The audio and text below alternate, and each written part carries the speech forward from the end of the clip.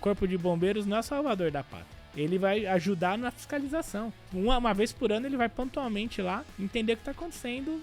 Tem coisas muito graves. Se alguém vai lá e deixa a porta do corta-fogo aberta todo dia, porque é mais fácil para limpar, você está gerando um risco que o Corpo de Bombeiros não vai lá ver.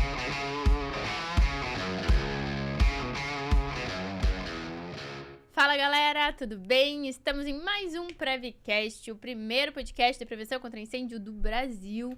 E hoje retorna aqui ele, o cara das portas corta-fogo, que já esteve, você teve só em um podcast, né? Só fui chamado em um, Renata. Não, você foi chamado no outro, mas você não veio.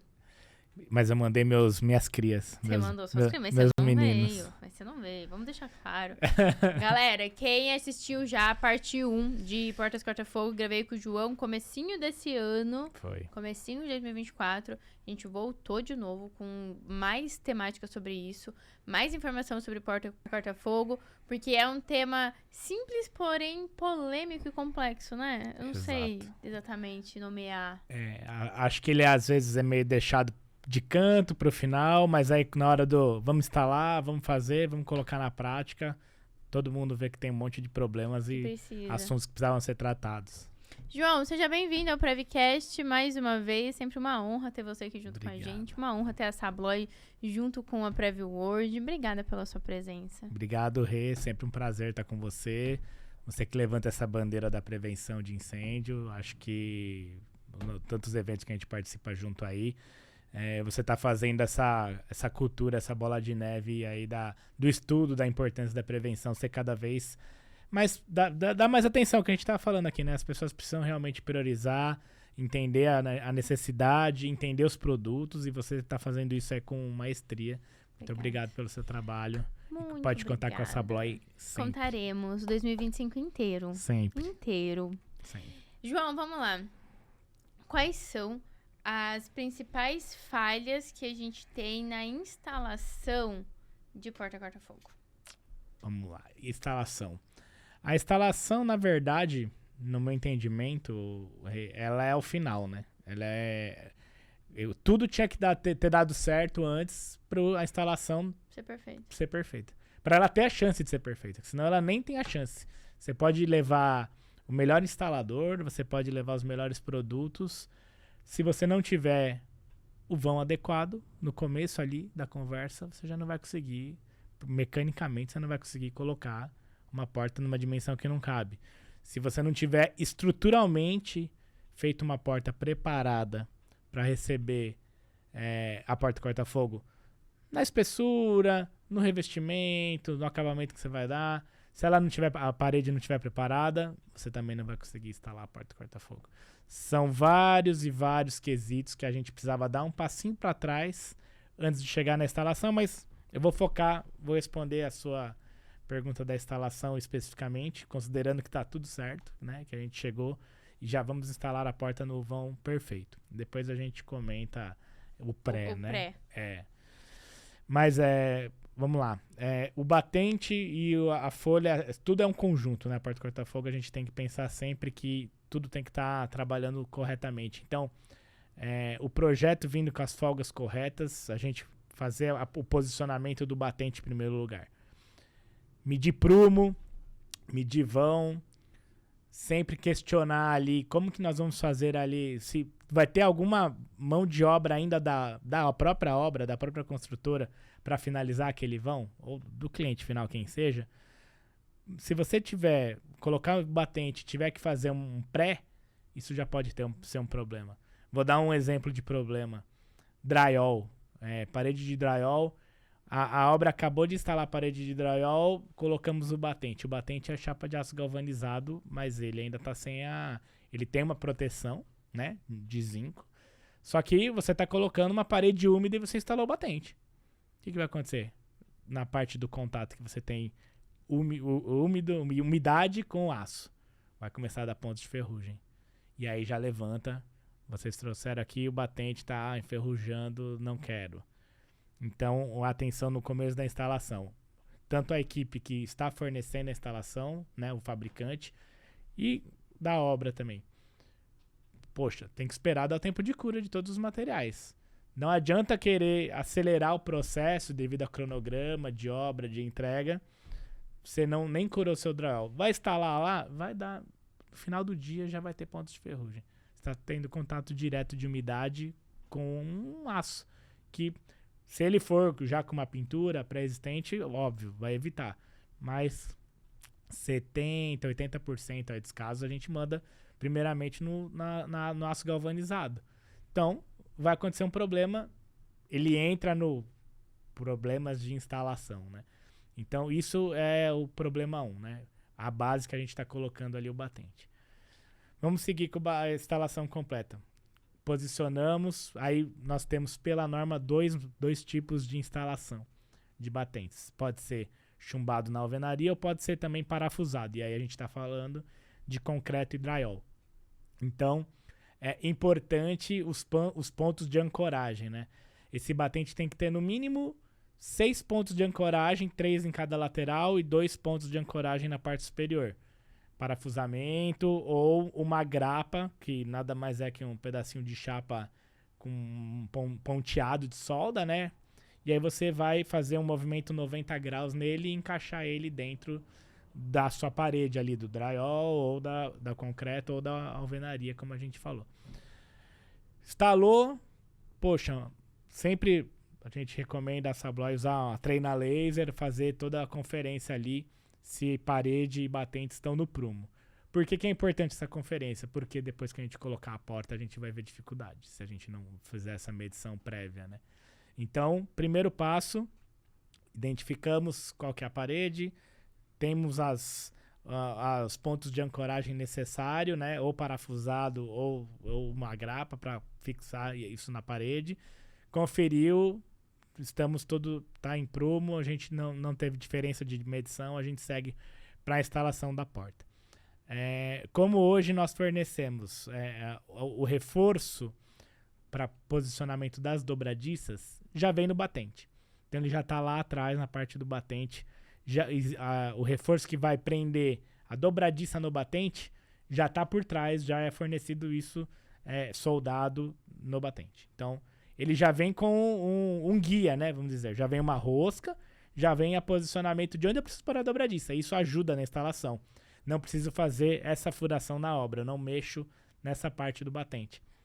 Posiciono a minha dobradiça e ali parafuso ela. Deixo a dobradiça parafusada, as 3 dobradiças parafusadas. Já sei que ali vão entrar as dobradiças, aí eu posso vir com a porta. A porta, dependendo do tamanho, até um instalador consegue fazer. E aí você cunha ela para deixar você conseguir manualmente mexer ela, posicionar. Porque aí é o segredo da boa instalação, né? Isso que eu ia perguntar. Onde acontecem as falhas? Quais são as falhas que a gente tem nesse processo? Exato. Quando você posiciona a folha ali no vão que já tem o batente instalado, né? Você precisa entender onde estão as folgas. Uma instalação errada, você deixa, por exemplo, a porta rente ao piso e você deixa muita folga na parte superior. A norma fala, você precisa deixar equivalente, né? Você tem um total na altura que é permitido ter de 2 centímetros, de 18 milímetros. Então você tem que jogar 1 centímetro para cima, 8 milímetros para baixo. Você faz, o instalador tem que saber que tem que existir um equilíbrio entre a folga da soleira com a folga da parte superior. Você não pode nem raspar no chão e você não pode nem jogar tudo para cima. A tendência do fogo, do calor, é subir. O ar quente sempre tenta escapar por cima. Mas também você não pode deixar a folga ali desequilibrada. Então, um ponto de atenção no posicionamento da folha já começa aí. Porque a partir do momento que ele vai, onde a gente parou, né? Na dobradiça, ele vai jogar a aba da dobradiça para a folha e furar, você já está começando a perder ali a variação do posicionamento. Então, esse pré-posicionamento, coloquei a folha dentro do vão e vou ajustar manualmente ali quanto que tá, posicionou, travou com uma cunha, você já começa a medir o quanto que tem nas larguras e na altura de folga. Tá equilibrado, tá equidistante, as folgas estão ok. Aí você começa a fazer a furação das folhas e da dobradiça.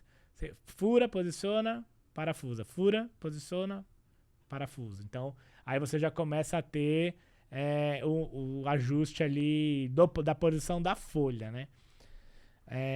A última coisa, você vai voltar para regular a dobradiça. Então, posicionou a dobradiça, a gente vai pensar nos hardwares, nas ferragens que vão ser na porta. Então, vai ter várias opções. Você tem a instalação de mola aérea, você tem a instalação de fechadura de embutir, você tem a instalação de fechadura de sobrepor, uma barra antipânico, né? A porta já tem que estar preparada quando você faz a requisição, quando você projeta a porta, quando você coloca na especificação a porta, você já tem que saber o que tem que ser nela. Por quê? O que vai ser instalado nela? Eu tenho que colocar reforços internos para a barra antipânico, obrigatoriamente. Se for uma fechadura de embutir, eu tenho que fazer um rasgo para ela encaixar a fechadura de embutir. Colocar reforços para posicionar uma mola aérea, né? Então, isso já vem de fábrica. O instalador não tem que se preocupar com isso, mas ele tem que conferir se existe esse posicionamento. Poxa, aqui o mapa da obra está falando que eu preciso instalar uma fechadura de embutir e não tem um rasgo na folha. É complicado. Ou você trouxe a folha errada para ser instalada, ou foi um defeito de fábrica. E aí você começa a fazer a instalação desses hardwares. Folha, barra antipânico, todas com um manual próprio de instalação. A barra antipânico na instalação é o que dá mais problema. Por quê? Ela é mais complexa de instalar. Vamos dizer assim, a fechadura ela é um conjunto único. Então, ela já vem o conjunto, você vai passar o eixo que vai ligar com a maçaneta do lado interno, acabou a instalação. Parafuso passante. Agora a barra antipânico não. A barra antipânico, a norma 11785, ela pede posicionamento correto do piso até ela. A gente tem pequenas discordâncias, tá, Renato? Falando, a 11785, aí, se eu não me engano, pede 1 metro. Algumas ITs pedem 0,95. Algumas outras literaturas você vê 1,05. Mas assim, falando na prática ali, no 1 metro é o posicionamento obrigatório que você tem que instalar a barra antipânico. Então já tem esse critério de posicionamento da barra que o instalador tem que se atentar. Se instalar uma barra muito abaixo, muito acima, você já está não conforme, você pode tomar uma não conformidade no AVCB. E aí você vai ter vários modelos. Você tem modelos com cremonas, né? Fechamento superior e inferior. Depende muito bem de um alinhamento. E aí você vai ter a lingueta da barra ou da fechadura, e ali vai ter que ter o outro detalhe da instalação. Folgas naquele momento da instalação para realmente a lingueta fazer um fechamento adequado. Quantas vezes a gente vê a porta fechando e a lingueta não consegue travar, né? Ela vai, ou ela tá fraca, ela não consegue. Se você... O que é isso? Isso aí é erro de instalação. Isso é um erro clássico de instalação. Você posicionou... a gente chama de strike, né? O strike vamos falar, fêmea, e a lingueta da barra é o macho. Macho, fêmea. Então você precisa ter aquele... durante a instalação, você precisa casar. Você precisa fazer que a posição que você instalou a barra seja suficiente para fazer o travamento. Não tanto para ela bater, né, no strike, onde ela vai entrar, a linguetinha vai entrar lá dentro, e nem tão longe que ela nem consiga fechar. Então, isso é um ajuste fino. Ajuste fino que o instalador tem que ser bem preparado, os manuais têm que vir falando com essa distância, né? Só que na obra é a obra. No momento da instalação, às vezes você tem um perfil de batente ali que está um pouco fora, às vezes você tem um acabamento que ele teve que jogar o batente mais para dentro. Você tem que fazer esse ajuste na hora que você está instalando a ferragem. Então, o momento da instalação que você vai posicionar, fixar, simula. Simula fechamento, simula funcionamento da barra, simula funcionamento da fechadura. Porque pode acontecer alguma coisa de errado, né? Você está falando, as portas corta-fogo, elas têm isolante térmico dentro. Então, tem um monte de material ali que pode atrapalhar. Então, esse é um ponto importante, outro ponto importante para o instalador. Fazer essa simulação de fechamento. Aí está, mola aérea é bem tranquilo, bem fácil de instalar, se você tem o reforço. E aí a gente vai pro final da instalação. Geralmente na obra, como que funciona? A gente deixa penduradas as portas, vários andares, vários locais. E aí eu faço uma revisão final. O que é a revisão final? Eu vou dar a pressão na dobradiça, né? Isso é importantíssimo. Ela que vai ditar a força do fechamento da porta. Então, a norma tem um critério bem claro. Abrir ali 60 graus a porta e ela tem de 3 a 9 segundos para fazer o fechamento. Sozinho? Sozinho. Pela força da dobradiça, da mola que está na dobradiça. Então, o instalador tem que, manualmente, cada dobradiça, dar mais ou menos pressão nas molas para ela fazer o fechamento nesse tempo. Então, veja como tudo estava interligado, né? Eu precisava ter a parede adequada, os vãos no prumo, o batente bem fixado instalado, o posicionamento da folha com as folgas corretas, né? Para cima e para baixo, nas laterais. Preciso ter o posicionamento correto do trinco da fechadura ou da barra antipânico para ela realmente travar a porta. E no final preciso fazer a regulagem das dobradiças no tempo que a norma exige ali. Para atender. Então, são vários pontos que a instalação precisa estar checando. Atenção. Exato. E quando a gente está falando das fechaduras, João, eu tenho barra antipânico, eu tenho aquela fechadura normal. Sobrepor. Qual mais? Ela tem um modelo embutida também, então... Tá, mas vai seguir na mesma. como se fosse um modelo de fechadura clássico padrão, só que você não vê a caixa da fechadura, você só vê a maçaneta. Tipo de porta normal. Exato. Só que aí dentro dessas fechaduras, você tem subclassificações, né? Você pode ter uma fechadura por dentro, você vai ter sempre a maçaneta antipânico, mas por fora você pode fechar. Um controle de acesso. E tem algum, por exemplo, qual que é utilizada na frente de elevador? Na frente de elevador? Tipo, pra proteger o elevador. Tipo, que daí tem que ser uma que você só abre do lado de fora. De dentro, de fora. Você só abre do lado de fora. Qualquer modelo com chave você pode utilizar. Isso não existe uma exigência na norma falando de porta corta-fogo, tá? Qual é o modelo da chave? O importante é que a fabricação dela tenha o componente antipânico. Tranquei por fora, fui embora, sou o zelador e esqueci uma pessoa lá dentro que estava fazendo manutenção. Ele vai sair na chave, ele vai bater na maçaneta, ele vai sair da porta, porque a saída de emergência sempre funciona. Então, existem fechaduras das quais eu vou fechar por fora, mas ela sempre vai funcionar por dentro. Senão ela não é uma fechadura com antipânico. E aí ela tá fora da 1742, tá ilegal, não tá adequada. Isso funciona para barra antipânico também. Você tem a saída, por fora você pode ter uma fechadura. Uma maçaneta com cilindro para você trancar o ambiente, não é problema. Mas o acionamento interno vai sempre acontecer. Ele sempre vai ser realizado mesmo que você tranque. E existe alguma coisa que permita que você deixe fechadinho a parte de dentro? Tipo, é uma balada. Beleza, ele fechou do lado de fora. Mas aí aquele lado ali que tá com a barra antipânico, se alguém chegar... Vai abrir, tem que abrir. Não pode existir... A norma é bem clara quando ela fala de saída de emergência. A definição é o quê? Mecanicamente, você encostou, até pela acessibilidade, né? Acessibilidade, isso. Você tem que encostar e tem que funcionar. Igual uma maçaneta da fechadura, se você encostar o braço, ela vai descer. E tipo, às vezes eu já vi enforca gato. Já vi bastante coisa errada já. Também não pode. Não pode. Uma coisa que todo mundo usa e não pode, eletroímã. Por que o eletroímã não pode? Você tá fazendo fechamento magnético da folha com a parte do eletroímã. Como é que eu, empurrando uma barra, vou desarmar o eletroímã? Mas não consigo. Daí só funcionaria em caso de incêndio. Exato. Ou se eu tivesse um controle de acesso, né? Que é o que acontece. Tem um cartãozinho, ele libera o eletroímã. Ou tem uma senha, ele libera o eletroímã e empurra a barra antipânico. Isso é proibido, a Sabloy não fornece essa solução. Por quê? Saída de emergência, bate e sair. Sim. Então, o eletroímã não é uma solução que é adequada. Porque para sair você precisa ter um controle de acesso. Você tá no meio do incêndio, no meio da emergência, no meio da boate. Vai ter que ter senha, vai ter que passar o cartãozinho que você pagou lá. Entendeu? Então, isso é proibido já por norma, mas é muito comum no Brasil porque, infelizmente, é uma solução barata, né? Sim, e fácil, né?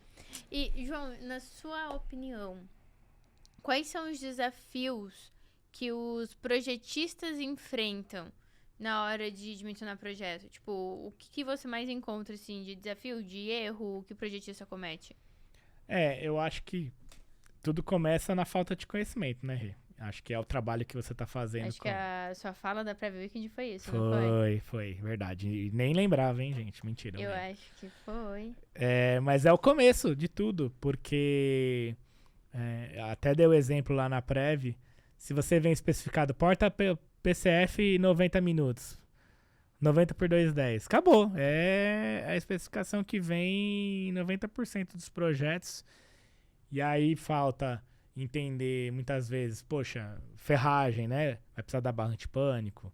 Tem mais de 100 pessoas no ambiente, lado de abertura, qual que é a espessura da parede, como que é a estrutura que esse patente precisa ter para fixar, igual a gente estava falando do problema da instalação. Pintura eletrostática, não vai ter, precisa de tratamento anticorrosão no ambiente. O vão luz, né? Quando começa lá, vão luz ou vão osso, né? O projetista vai seguir o quê? Geralmente lá o projetista coloca a medida da folha. Só que quando chega na obra, o mestre de obra vê aquilo é a medida do vão. Vai começar aí já o erro, né? Ele não vai casar. Porque a medida do vão vai ser sempre...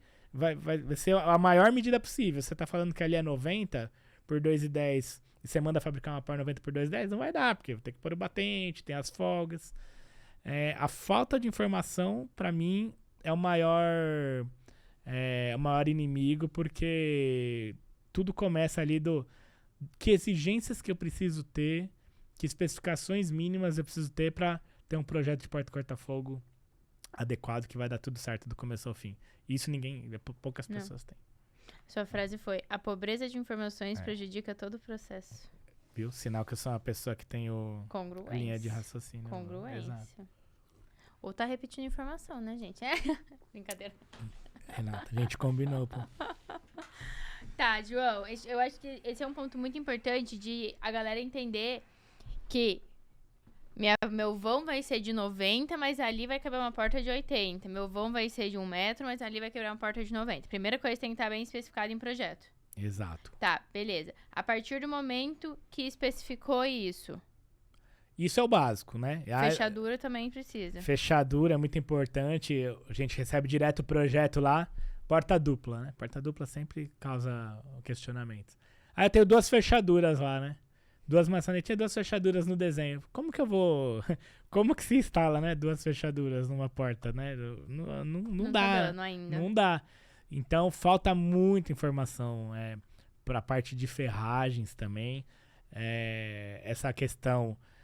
Qual a quantidade de pessoas que vão utilizar o ambiente vai definir se é fechadura ou se é barra antipânico, por exemplo. Muito raro a gente ter isso especificando, né? Muitas vezes a fechadura desgasta rapidamente porque você está usando um produto ali que está considerado para baixo fluxo, não para alto fluxo de pessoas. Outra coisa, o tempo de resistência ao fogo, aí projeto do bombeiro, né? Aí essa determinação isso não vem da gente, mas isso já tem que vir também, né? Porta corta-fogo, tá? Qual a resistência?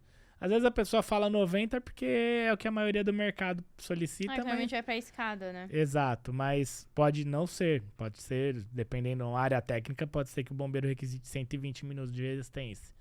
Então, tem esse gap de informações também. Quando a gente fala no cliente ali residencial, geralmente escada, o vão é o principal dor, né, do cliente. Qual é a ferragem e a definição da medida da folha. Agora, quando a gente cai em projetos mais complexos, aí entra num mundo bem diferente. Aí a gente vai falar de controle de acesso. E não poucas vezes a gente faz a especificação do controle de acesso durante a obra. Vamos falar data center. Aí cai no caso que você comentou. Preciso que só algumas pessoas vão ter acesso e eu vou ter que ter um registro com fechadura ou com via cartão, RFID. Como que a gente vai fazer essa ligação na porta corta-fogo? Vem especificado para mim no projeto, com controle de acesso. Aí fala, tá bom, você vai usar uma fechadura eletromecânica, você vai usar...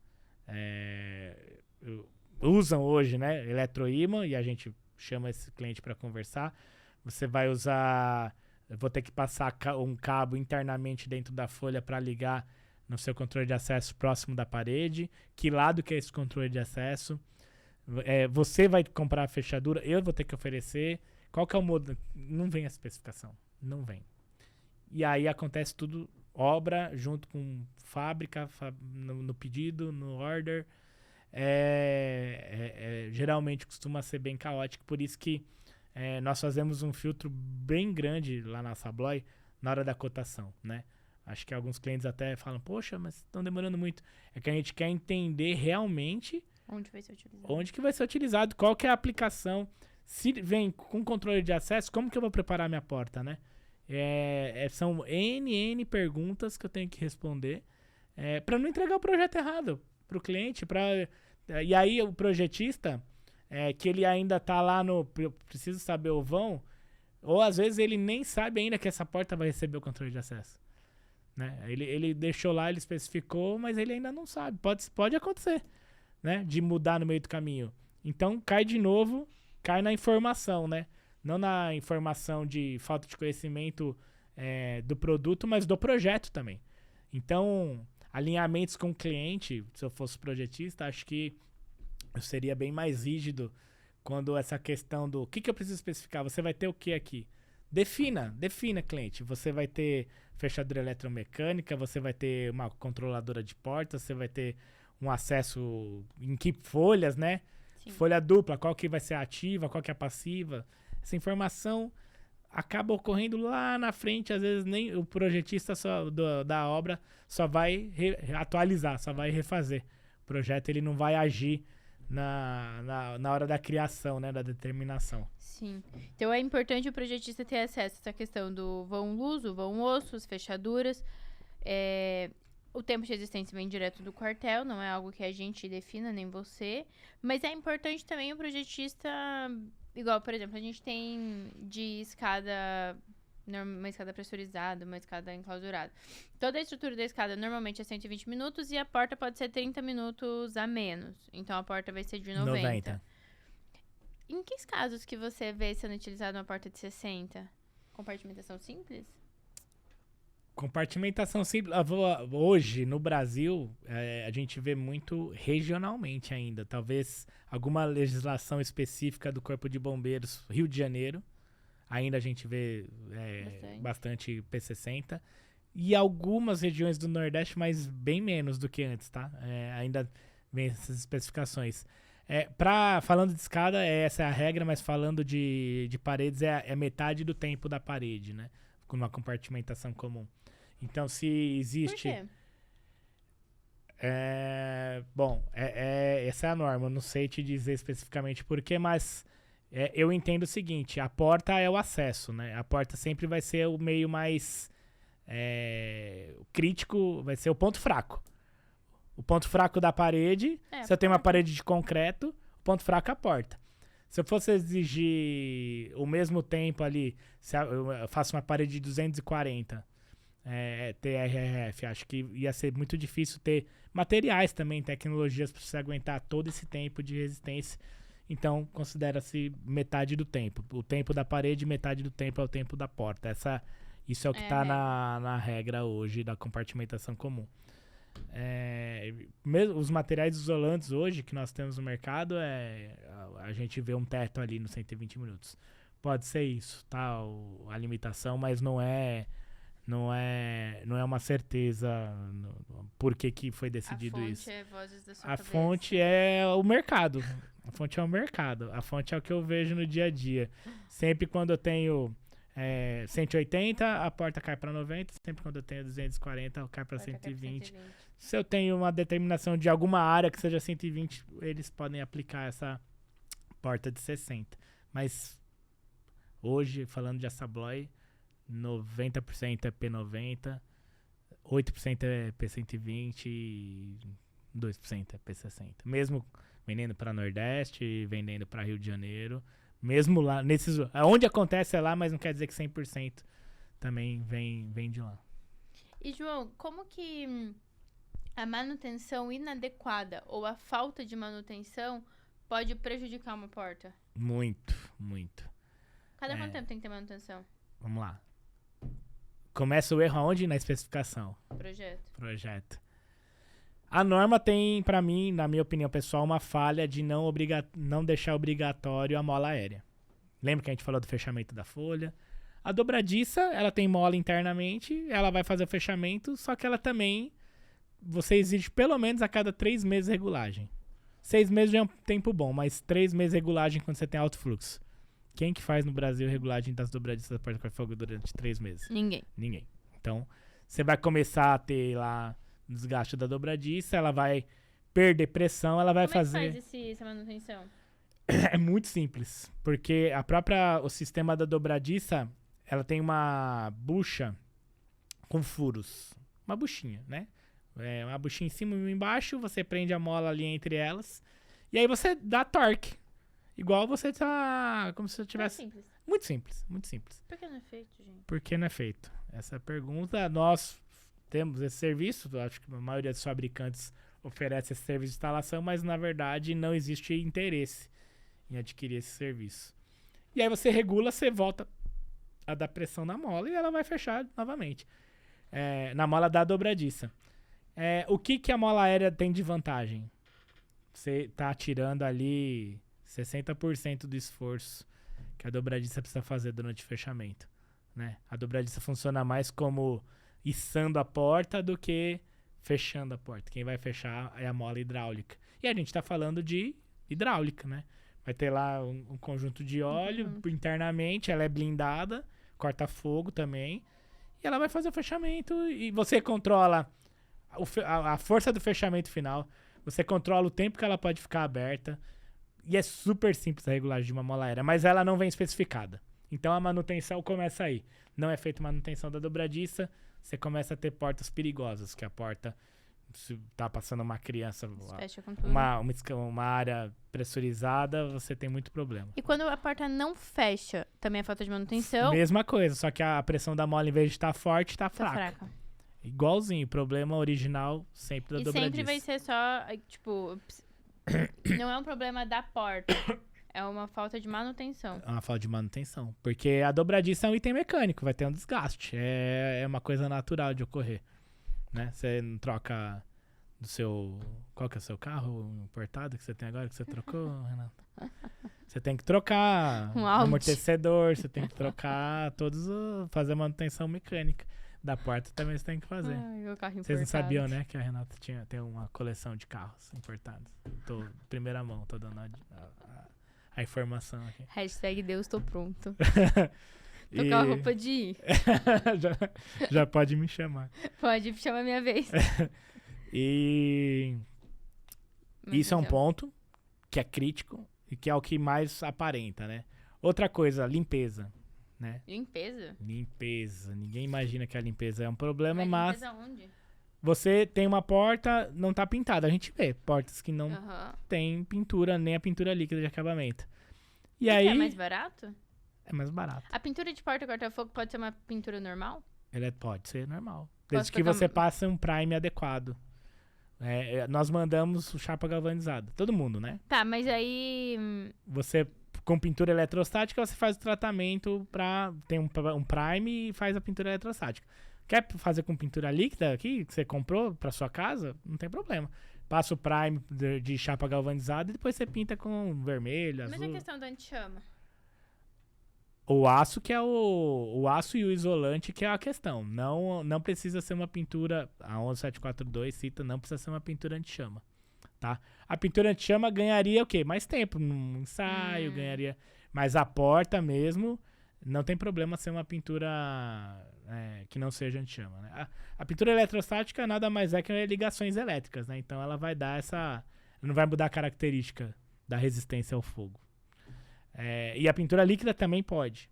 Passando o prime, você vai passar um fundo lá, zarcão, e você depois consegue pintar com a cor que você tem, e muita gente faz isso. Isso não é errado. Só que tem gente que não pinta. E aí a nossa simpática equipe da limpeza do prédio, do local, vai passar um sabão, vai jogar água, e aí começa, principalmente nas pontas da porta, enferrujar, né? Isso é bem comum, né? por que ela pode sair da fábrica sendo só aço, sabendo que a gente vai ter esse problema? Porque ela não é para áreas externas. Então, nenhuma porta corta-fogo é obrigada a ser resistente a intempéries, tá? E isso também é outra coisa que é a pontuação da nossa equipe de engenharia. Não pode ser instalado em áreas externas. Mas eu preciso. E aí a gente tem um teste de salto spray com as portas nossas pintadas e a gente informa o nosso cliente. Na pintura eletrostática nós temos tantas horas de resistência de salto spray. Atende você? Aí atende. E aí nasce aonde? Isso? Lá no projeto. É uma área externa? Precisa de especificação? Precisa de resistência à corrosão? Quanto tempo? Geralmente medido em horas de salto spray, isso. Pergunta. João, eu tô entendendo aqui o que a gente vai fazer no projeto. Porque quando a gente fala, eu pensando aqui projetista, quando a gente fala da porta corta-fogo, é muito simples. É tipo, onde tem compartimentação, vou colocar, bom osso, bom luz, resiste tanto tempo, fim. Mas você tá me trazendo uma visão de tipo, não, peraí, vamos entender todas as possíveis funções, soluções e utilidades dessa porta. Pra então a gente saber todas as proteções que ela vai ter. E como é que vai levar toda essa informação pro cliente? Pra ele não entender que é só uma portinha. Eu acho que assim, quanto mais, igual eu comentei, quanto mais você conhecer o produto, mais você vai ter condições de falar isso pro cliente. Vou dar um exemplo prático. No Shopping Tucuruvi, aqui em São Paulo, tem portas corta-fogo da saída do shopping. É uma área externa que sai exatamente no terminal de ônibus. É uma porta externa. Não tem acesso, quem tá no terminal não entra por ali, mas você sai numa saída de emergência. Então, existem portas corta-fogo aplicadas lá.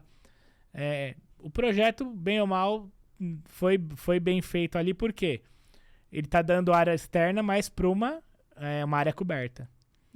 Então, bem ou mal, você não vai ter ali chuva diretamente, né? Você não vai ter... e é uma área grande, né? A cobertura do terminal tem uns 4 metros ali de largura. Então, dificilmente você vai ter um desgaste por causa disso. A chapa já vem com uma proteção de zinco, 100 micras. Mas não é suficiente para um contato que você vai ter um contato externo.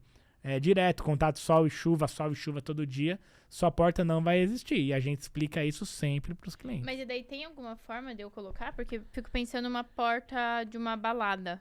Até porque, na verdade, que a porta resistente ao fogo, ela não vai estar do lado de fora, ela tá compartimentando. Geralmente ela não tá, exato. Geralmente ela compartimenta setores internos da construção. Mas existe caso, igual eu comentei agora.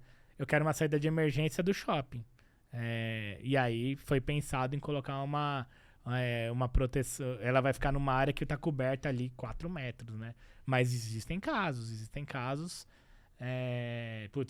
Data center, de novo citando data center, mas o data center é um quadradão fechado, e quando você já sai ali dos corredores, você já está na área externa, você já está literalmente ali no terreno, né? Você não está mais na edificação do prédio do data center. E eles ficam do lado externo. Então, a pintura eletrostática é fundamental. Você instalar ali, já comprar com a pintura eletrostática é fundamental ter essa consciência. Áreas externas, principalmente, quando sai do residencial, projetos específicos, tem que ser mais minucioso ainda, mais minucioso do onde que vai ficar, onde que é a aplicação. A norma é bem clara, que não deveria ser aplicada em áreas externas. Ela não tem resistência à intempérie.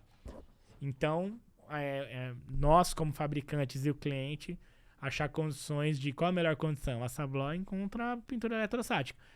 Caso da obra do metrô, vamos deixar coberta essa área, vai ficar externa, mas ela não vai ter direto acesso a sol e chuva. Então, cada projeto é um projeto. Chocado. Tá chocado. E o consumidor final, ele não tem essa informação. Não. Ele não sabe, ele não tem ideia. Ele não sabe nem que tem que ficar fechada a porta corta-fogo. Como que você acredita que essa informação ela pode ir para essa galera?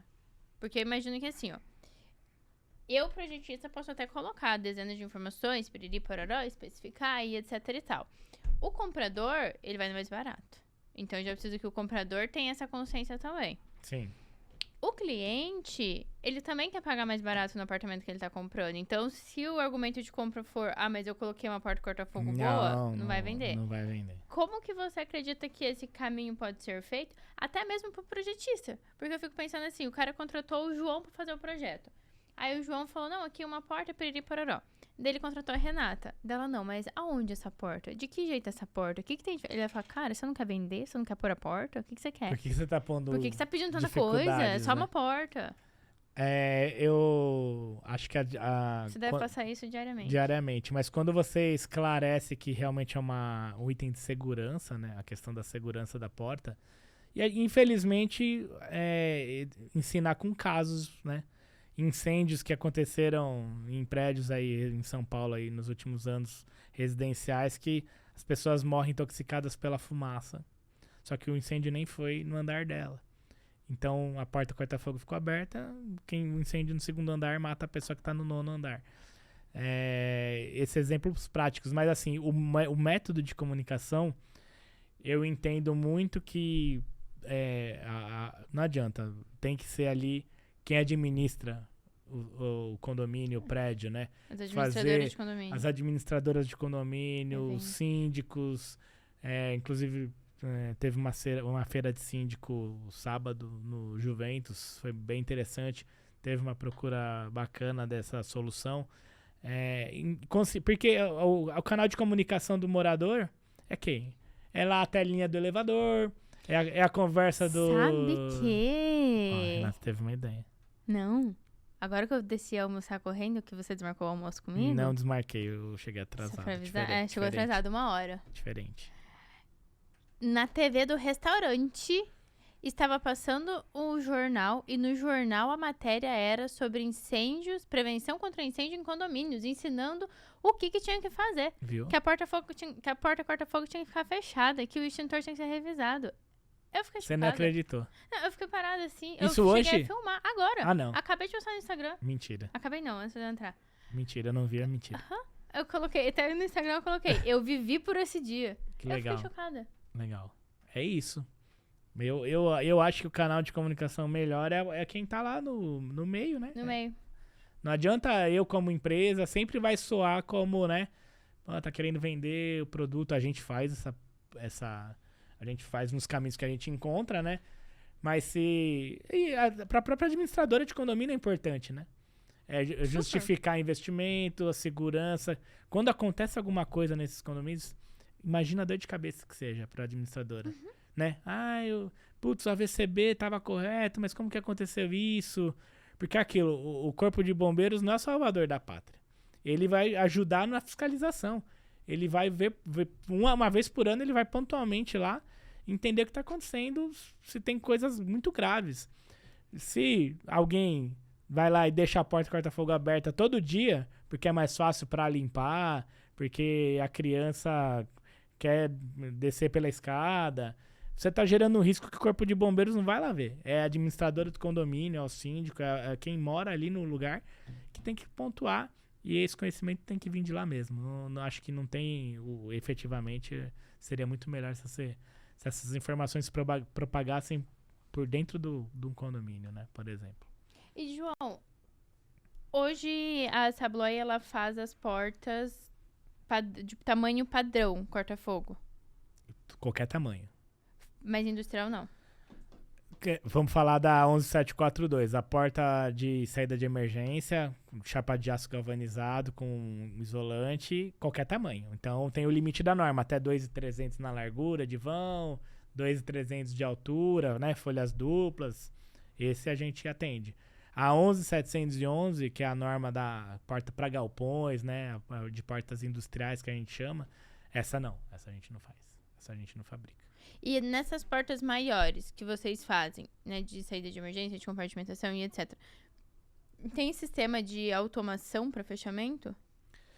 Existe. A norma ainda está um passinho atrás, tá? A norma ainda não está... Ela não deixa com clareza como que a gente pode usar. Mas a Sabloy como grupo, a gente tem empresas no mundo inteiro, a gente tem muito hardware e software integrados para fazer, por exemplo, um fechamento, uma controladora de porta, fazer o fechamento automático.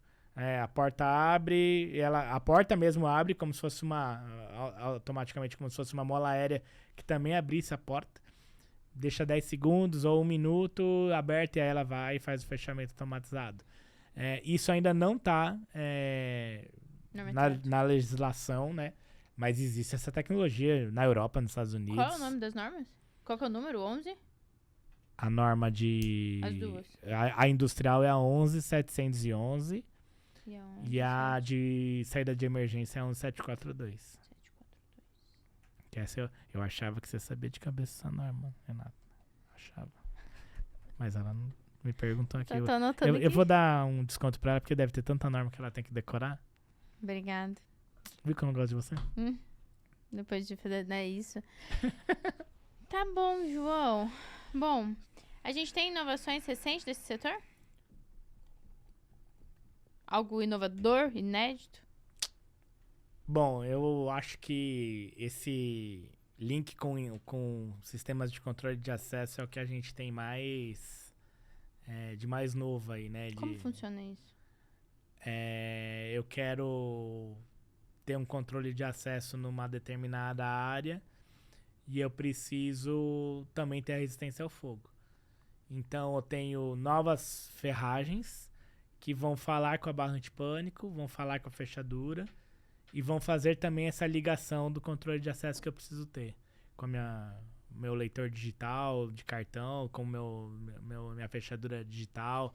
Então, eu consigo ter meios de fazer essa ligação, meu sistema corta-fogo funcional e o controle de acesso que eu preciso existir ali num determinado projeto, né? Tá crescendo muito.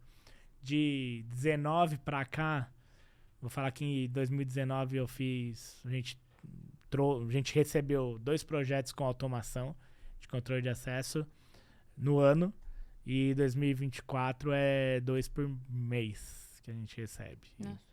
Então, essa necessidade de aliar tecnologia com a porta corta-fogo é uma demanda... Mas ela funciona por ligação com alarme de incêndio? Ligação de alarme de incêndio também. Eu posso colocar, por exemplo, um retentor eletromagnético, deixar a porta aberta numa passagem que tem alto fluxo, um hospital, corredor de hospital. Passar maco o dia inteiro, deixou a porta aberta com retentor eletromagnético. E ele tá ligado no alarme de incêndio. Deu sinistro, alarme acionou, o retentor desmagnetiza, a porta corta-fogo, compartimento fecha. E se tiver passando alguém? Vai fechar a porta. É isso. Ela não vai desbloquear. Pensa que a gente vai estar num caso de emergência, né? O alarme foi acionado. O que vai acontecer? O que a porta tem de tecnologia para fazer o fechamento correto? Você tem um selecionador de porta, de folhas, que ela não vai deixar a porta encavalar uma na outra, nem fechar no meio, metade. Ela vai fechar a folha passiva, depois a folha ativa. Então ela vai compartimentar, mesmo sem ação humana nenhuma. O selecionador garante isso. Mas esse fechamento, se tiver pessoas passando...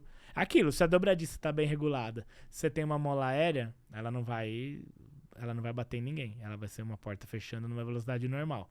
Não vai ter um acidente. Não vai ter um problema. Exato. Então a manutenção entra de novo na conversa. Mas eu fico pensando até pelo peso da porta. Com a mola aérea, a porta corta-fogo não pesa nada. A pressão fica toda no sistema hidráulico da mola. Então, se a gente mantém os sistemas corretamente, manutenção, ligados no alarme, não é para ser um problema isso. Tá bom. Mais algum ponto que você julgue muito, muito importante um projetista saber? Ou um instalador? Ou o comprador? Vai quem saber quem tá assistindo. O importante é toda a cadeia saber, né? Desse tanto de informação que a gente passou aqui, né?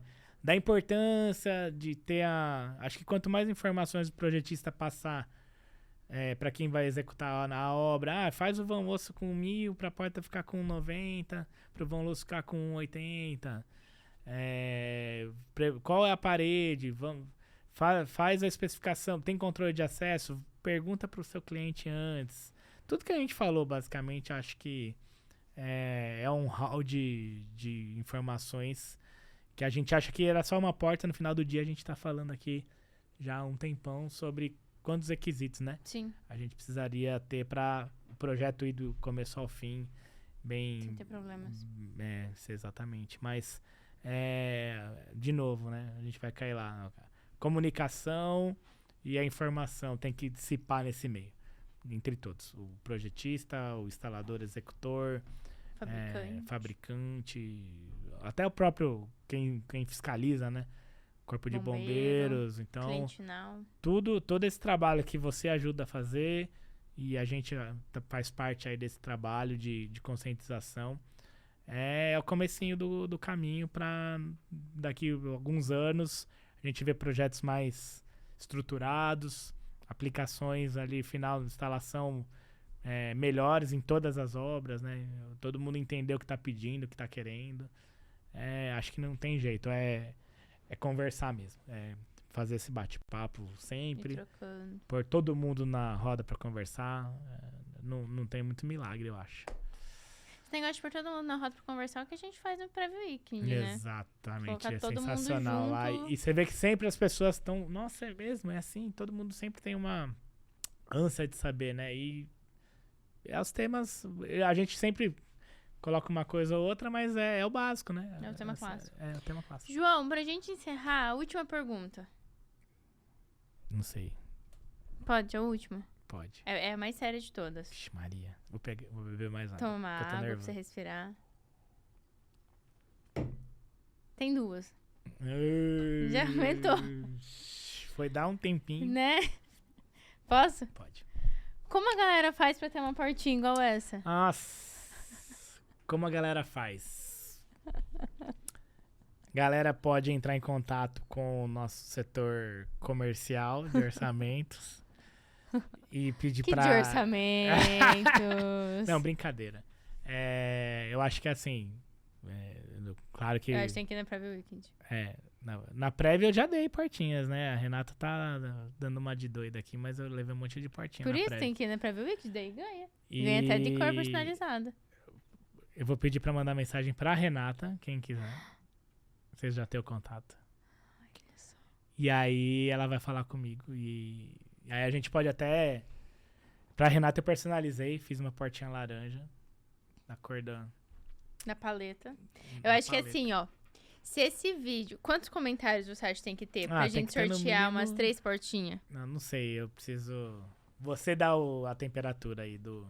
Não, chuta não, aí. Eu não sei, eu vou chutar não, 1000, aí não, mas não, eu vou chutar... Não, meu também não, amigo, volta. Vou chutar...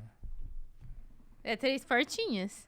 Quanto você quer dar? 3 portinhas. De 0 a 100. De 0 a 100? Vou ser bem bonzinho. 30 comentários. Nossa. Tá, então vai... 30 comentários, quantas portinhas você sorteia? 3 portinhas. 3 portinhas? 10%. Isso. Se tiver 40 comentários, vai 4 portinhas? Não, aí é o seguinte, aí só vai ter mais portinhas se tiver 60. Entendeu? 60 tem quanto? A cada 30 ganha 3. Mas se tiver 50 é só 2. Só 3. Fechado? Tá bom. Então, ó, se tiver 30 comentários, vai ter sorteio de 3 portinhas. E se tiver 60... Opa! E se tiver 60, vai ter sorteio de 6 portinhas. Eu não sei, mas acho que fui enganado aqui nessa negociação. É que foi muito rápido essa ideia. Eu tô com a sensação que eu fui enganado, eu acho.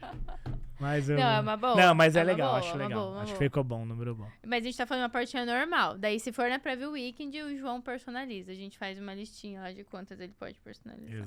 Exato. E qual que é a outra pergunta? Como é o nome do seu filho? Henrique.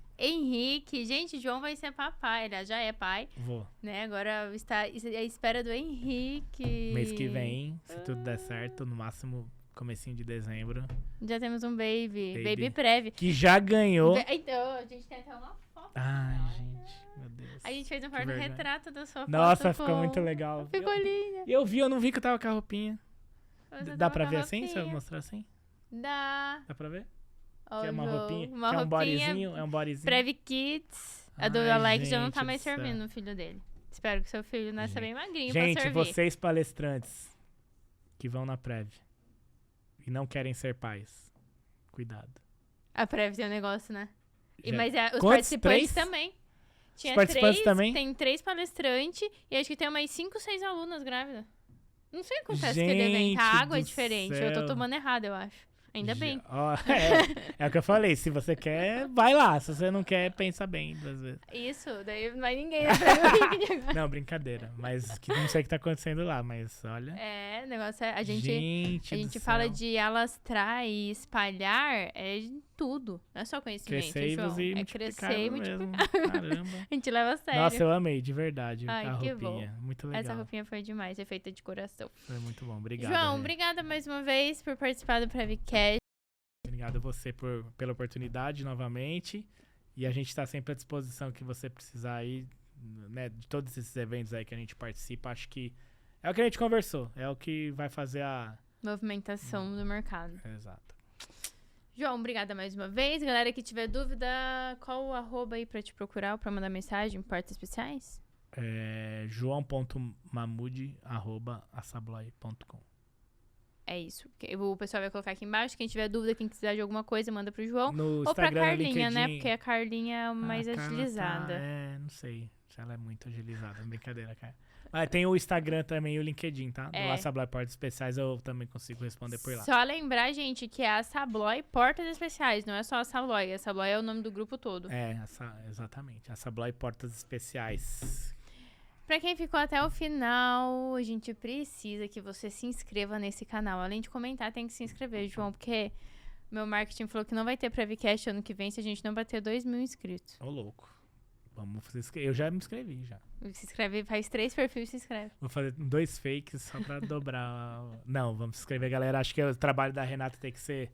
A gente tem que dar muita importância, porque é muito importante pra quem é da área. E acaba pegando o ciclo inteiro ali, né? Projetista, comprador, fabricante e muito pouco. Tem que ter mais pessoas aí envolvidas nisso aí pra gente espalhar esse conhecimento. Mais gente seguindo. Gente, obrigada. Esse foi mais um Prevcast. Episódio novamente sexta-feira que vem ao meio-dia. João, obrigada mais uma vez. Obrigado. Em 2025 a gente espera aqui de novo. Estarei.